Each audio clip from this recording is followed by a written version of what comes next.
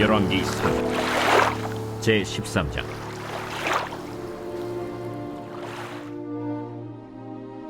보라, 그때 하나님의 사람이 여호와의 말씀으로 말미암아 유다에서부터 베델에 이르니 마침 여로보암이 제단 곁에 서서 분향하는지라.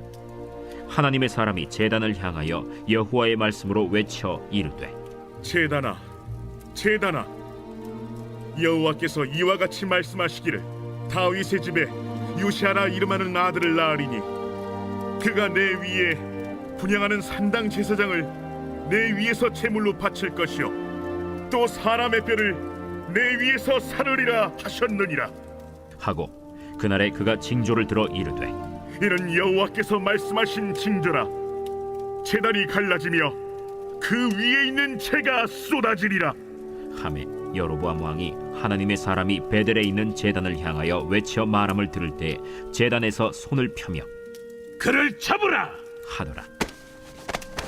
그를 향하여 편 손이 말라 다시 거두지 못하며 하나님의 사람이 여호와의 말씀으로 보인 징조대로 제단이 갈라지며 재가 제단에서 쏟아질지라. 왕이 하나님의 사람에게 말하여 이르되, 청하건대 너는 나를 위하여 내 하나님 여호와께 은혜를 구하여 내 손이 다시 성하게 기도하라. 하나님의 사람이 여호와께 은혜를 구하니 왕의 손이 다시 성하도록 전과 같이 되니라. 왕이 하나님의 사람에게 이르되, 나와 함께 집에 가서 쉬라. 내가 네게 예물을 주리라. 왕께서 왕의 집 절반을 내게 준다 할지라도 나는 왕과 함께 들어가지도 아니하고 이곳에서는 떡도 먹지 아니하고 물도 마시지 아니하리니 이는 곧 여호와의 말씀이 내게 명령하여 이르시기를 떡도 먹지 말며 물도 마시지 말고 왔던 길로 되돌아가지 말라 하셨음이니이다. 이에 다른 길로 가고 자기가 베델에 오던 길로 되돌아가지도 아니하니라. 할렐루야. 사랑하는 열린문교회 성도 여러분, 지난밤도 주님 주신 은혜와 평강 가운데 단잠 주무셨습니까? 아침을 깨우는 말씀, 금요일 이 아침에 주님께서 저와 여러분에게 주시는 말씀은 열왕기상 13장 1절로 10절까지의 말씀입니다.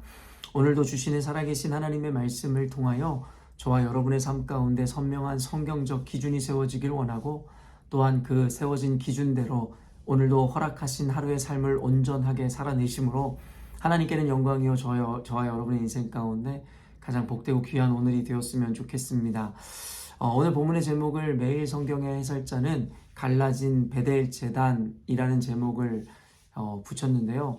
우리가 어제 말씀을 통해서도 보았듯이 북이스라엘의 여로보암 왕은 이 자신의 어떠한 정치적인 이 성공과 그리고 목적을 이루기 위해서 하나님을 이 송아지의 형상으로 만들어버리고, 그리고 그 송아지 형상을 위하여 산당을 짓고 그곳에 이 제단을 쌓음으로 말미암아 하나님이 아닌 이 이스라엘 백성들로 하여금 우상을 섬기게끔 하였던 것을 우리가 보았습니다.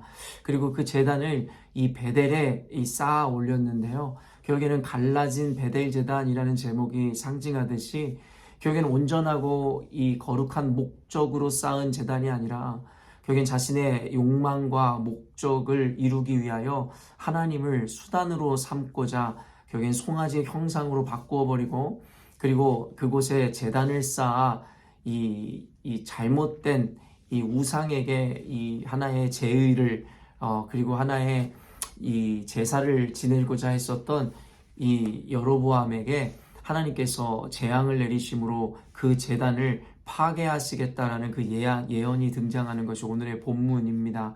말 그대로 이 300년 후에 태어날 이 요시야, 남유다의 요시야라는 왕으로 인해서 결국엔 그곳이 회파되고 무너질 것이다라고 이야기하였고, 결국에는 우리가 알고 있듯이 그와 같은 일이 이 말씀대로 예언대로 성취되었다라는 것을 우리가 알고 있죠. 결국에는 이 여로보암 왕은 정치적 목적을 위해서 이와 같이 이 송아지를 만들고 그 송아지를 위하여 이 제단을 쌓고 그것에서 제사하는 것을 결국에는 정치적 수단으로 삼았는데요. 아마 오늘 장면을 보면 많은 백성들 앞에서 여로보암 왕은 자신이 이 만들어 놓은 그 제단 앞에서 거국적인 어떠한 행사를 진행하려고 했었다라는 것을 우리들에게 보여주는데요. 그때에 말 그대로 하나님의 사람이라 일컫는 자가 그곳에 나타나서 말 그대로 이 재를 뿌리는 장면을 우리들에게 보여주고 있습니다. 이 결국에는 그와 같이 망할 것에 대해서, 제단이 파괴될 것에 대해서 이와 같은 예언을 하자 어떻게 보면 여로보암 왕으로서 이 면이 서지 않고 얼마나 수치와 모욕적으로 느꼈겠습니까? 그리고 거국적으로 굉장한 행사를 준비하였고 그것에서 제사하려던 자신의 계획이 결국엔 수포로 돌아가는 것만 같아서 분노가 치밀어 올랐을 것이 분명하죠. 그래서 결국에는 이 손을 펴서 그 하나님의 사람을 잡으라 명령합니다. 4절 말씀 보니 여로보암 왕이 하나님의 사람이 베델에 있는 제단을 향하여 외쳐 말함을 들을 때에 제단에서 손을 펴며 그를 잡으라 하더라. 그를 향하여 편손이 말라 다시 거두지 못하며 하나님의 사람이 여호와 말씀으로 보인 징조대로 제단이 갈라지며 제가 제단에서 쏟아진지라. 결국에는 그 분노에 치밀러 올랐던 여로보암은 이 사람들을 시켜서 그를 붙잡으라고 명령한 듯 보입니다. 그러나 그 손을 펴서 명령하는 그의 손이 말라버림으로 말미암아 편손을 다시 거두지 못하였다라고 성경에서 기록하고 있더라는 것이죠. 손이 말랐다라는 것은 아마 하나의 마비 증상 내지는 어찌되었든 간에 손이 자기의 뜻대로 움직이지 못하는 현상을 의미하는 것으로 보는데요. 결국엔 어쨌든 마비 증상이 되었던 어떠한 문제로 인해서 그가 손을 움직이지 못하였다라는 것입니다. 이로 말미암아 두려움을 느꼈었던 이 여로보암 왕은 그 하나님의 사람에게 간청하기에 이르더라는 것이죠. 6절 말씀 보면 왕이 하나님의 사람에게 말하여 이르되 청하건대 너는 나를 위하여 내 하나님 여호와께 은혜를 구하여 내 손이 다시 성하게 기도하라. 하나님의 사람이 여호와께 은혜를 구하니 왕의 손이 다시 성하여 전과 같이 되니라. 결국에 이 사건을 통해서 보여주시고자 하는 것이 무엇이겠습니까? 결국엔 재앙을 내리시는 것도 그리고 그것을 거두실 수 있는 것도 오직 하나님 한 분밖에 없습니다라는 것에 대한 분명한 선언과 사실을 우리들에게 보여주고 있더라는 것이죠. 결국에는 죄악으로 물들어 있었던 그리고 하나님의 영광을 훼손하였던 여로보암은 결국엔 이와 같은 손이 말랐다가 회복되어지는 이와 같은 기적의 사건을 경험함으로 말미암아 그가 행하려던 이 하나님의 사람을 붙잡고 그를 손상시키려던 일을 멈추고 도리어 그에게 예물을 주겠다고 하더라는 것이죠. 갑자기 태도가 급변하더라는 것입니다. 그리고 그 이유는 하나님을 향한 어떠한 믿음과 신뢰라기보다는 결국엔 그에게 나타난 어떠한 재앙과도 같은 이 놀라운 신비로운 일들로 인해서였다라는 것을 알고 있는 것이죠. 그러나 너무나 안타깝게도 지금은 태도를 돌변하여 바꾼 것만 같지만 얼마 되지 못하여 여로보암은 그 죄악에서 떠나지 못함으로 말미암아 그와 그의 집안이 망하게 되었다라는 것을 성경은 우리들에게 보여주더라는 것입니다. 저는 이와 같은 성경의 이 내러티브를 읽으면서 오늘날의 이 성도들이나 많은 그리스도인들에게 일어나는 그 현상을 말씀을 통해서도 우리들에게 그대로 예고하고 그리고 예언하며 보여주는 것만 같다라는 생각이 들었습니다. 결국에는 어떠한 기적을 경험하고 신비를 경험하였으며 결국에는 하나님의 살아계심을 어떠한 모양으로라도 알게 되었음에도 불구하고 그들의 죄악에서 돌이키거나 그들의 자리에서 떠나지 아니하며 그리고 순간은 자신들의 위기에서 모면함으로 말미암아 하나님께 영광을 돌리고 하나님께 찬송을 올려드리는 것만 같지만 결국에 이후에 똑같은 상황 아니면 다른 상황이지만 어떤 위기 가운데 아니면 어떤 유혹 가운데 여러 가지 환경 가운데 있을 때 어김없이 그 하나님께서 베풀어 주셨던 기적이라든가 그 은혜들은 모두 잊어버린 채로 결국엔 자기 중심에서 자기 욕망에서 벗어나지 못하여 하나님을 부인하고 하나님의 은혜에서 떠나가는 이들을 너무나도 많이 보게 되더라는 것이죠. 저는 젊은 이 대학교 시절에 하나님의 기적의 체험들을 참 많이 하였습니다. 젊은 대학교 시절뿐만 아니라 사실 이곳 시드니에서 하나님께서 보내심을 받아 제가 이곳 시드니에 와서 살아가면서 수많은 위기 가운데 하나님께서 얼마나 많은 기적과 이적을 통하여 저의 삶을 인도하셨는지 모르겠습니다.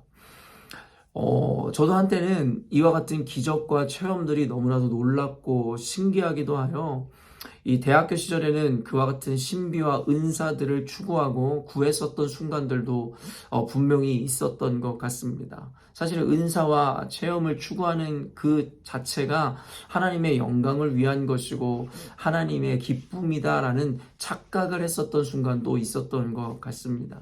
그러나 시간이 지나고 세월이 지나며 성경을 읽고 그리고 이 신학을 공부하고 연구하면 연구할수록 결국에는 성경에서 나타난 이 기적이라는 것은 하나도 중요한 것이 아니고 그것 자체가 본질이 아니라는 것에 대해서 너무나도 분명하게 알게 되더라는 것입니다.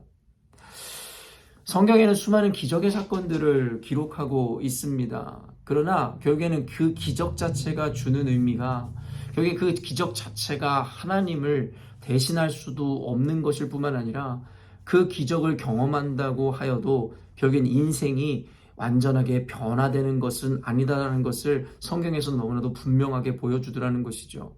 이스라엘 백성들은 어떠하였습니까? 출애굽 당시에 하나님께서는 10가지 재앙부터 시작하여 불기둥과 구름기둥으로 그를 인도하시고 홍해가 갈라지는 기적과 만나와 메추라기를 내려주시고 그리고 광야에 반석에서 물이 샘솟는 기적들 등 수도 없는 기적들을 여러분 이스라엘 백성들에게 보여주었습니다.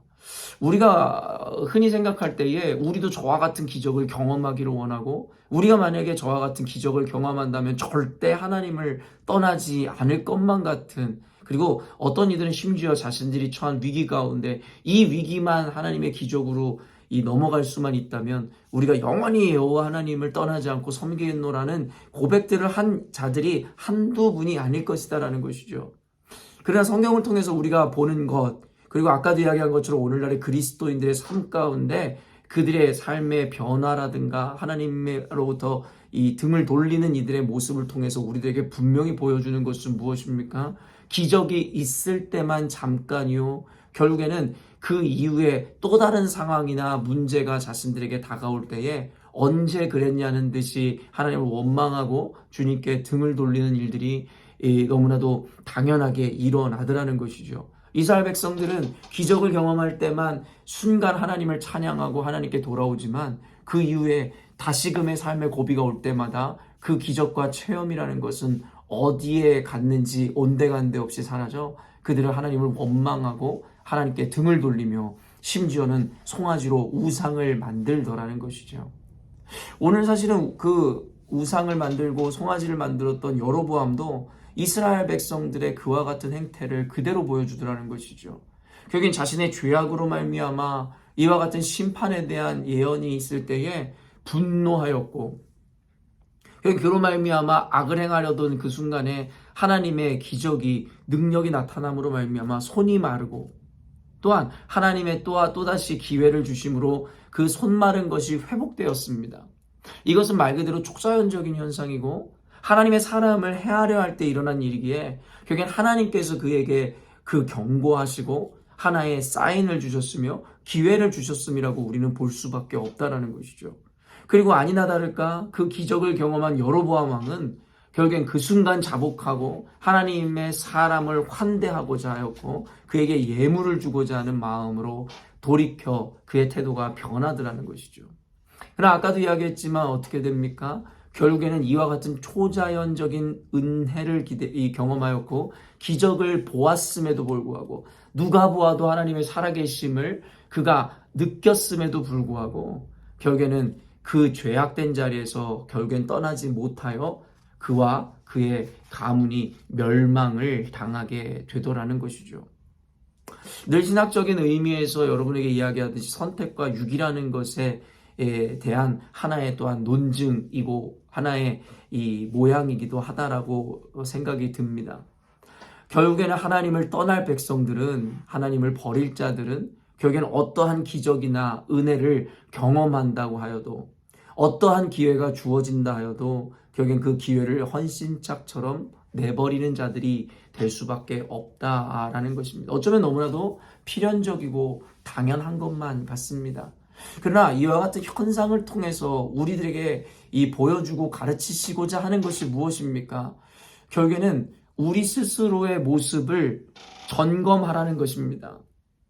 아까도 이야기했지만 이 영상을 보는 저와 여러분도 나름의 각자의 삶 가운데 하나님의 살아계심과 하나님의 위로하심과 여러 가지 은혜 또한 영적인 은사와 체험들을 여러분 너무나 많이 경험하신 분들이 많을 것입니다. 그때에는 하나님의 은혜로 말미암아 눈물을 흘리기도 하고 하나님께 서원을 하기도 하고 얼마나 많은 은혜의 고백들을 하였습니까? 그러나 여로보암 왕같이 어쩌면 그 순간의 기적이나 체험을 통해서 결국에는 인정할 수밖에 없음으로 인해서 하나님 앞에 그와 같은 겸손을 보였던 것이지 근본적으로 변화된 것은 아니었다라는 것을 우리의 오늘날의 모습을 통해서 우리도 발견하고 있는지도 모르겠습니다. 그 은혜를 경험하고 위로와 만족을 얻었을 때의 그 고백과 그리고 그와 같은 겸손의 태도는 온데간데 사라진 채로 다시금 반복되어지는 자기 욕망과 자기 주관과 자기 뜻대로 살고자 하는 대로 결국엔 우리는 또다시 그때의 겸손함을 잃어버리고 하나님을 알기 이전의 모습과 모양과 별반 다름없는 삶을 살아가고 있는 이들이 혹 있을지도 모르겠습니다. 사랑하는 열린문교회 성도 여러분, 선택과 유기라는 개념은 신학적 용어이고 결국엔 결과론적인 이야기라는 것을 여러분들에게 늘 이야기합니다. 우리가 이와 같은 개념을 알고 신학적인 그 의미를 아는 것은 중요하지만 그것을 안다고 하여 우리가 누구를 판단하거나 무엇에 대해서 우리가 결정할 수 있는 자들이 아님을 우리는 또한 알고 있습니다. 그렇기 때문에 이 영상을 보는 저와 여러분은 이와 같은 개념과 신학적인 의미를 알고 있다면 우리 스스로의 구원이든 우리들의 스스로의 신앙이든 단순히 확신하고 자신들을 안심하는 것이 아니라 결국엔 결과론적인 하나님의 그 결과가 결정이 드러나기까지 우리는 말씀에 순종함으로 늘 겸손함으로 최선을 다하여 하나님께서 말씀하심을 따라 우리는 늘 주께서 원하시는 그 삶을 그리고 그 고백을 유지하고 살아낼 수 있어야 된다는 것입니다. 사랑하는 열린문교회 성도 여러분, 오늘 말씀을 통하여 필연적으로 멸망할 수밖에 없었던 여로보암의 그 모습 그리고 그에게 주어졌었던 그 하나님의 은혜와 기적, 체험 그리고 다시 한번 주어진 그 기회라는 것을 우리가 봄으로 말미암아 어쩌면 우리 역시도 여로보암 같은 저와 같은 모양으로 걸어가고 있지는 않은지에 대해서 한번 점검해 보시기를 원하고 하나님께서 이미 우리에게 수많은 기적과 은혜를 그리고 위로를 허락하시고 체험케 하셨음에도 불구하고 여전히도 하나님의 뜻과는 무관한 자신의 정욕과 욕망대로 살아가고 있는 이들이 있다면 여로보암의 결말을 통해서 두려움을 느끼기를 원하고 우리 안에 경각심이 생겨지는 오늘이 되었으면 좋겠습니다. 사랑하는 열린문교회 성도 여러분, 우리가 기적을 경험하고 은혜를 체험했다라고 하여 우리가 완전히 하나님의 뜻에 합당한 삶으로 변화되었다라고 착각해서는 안 됩니다.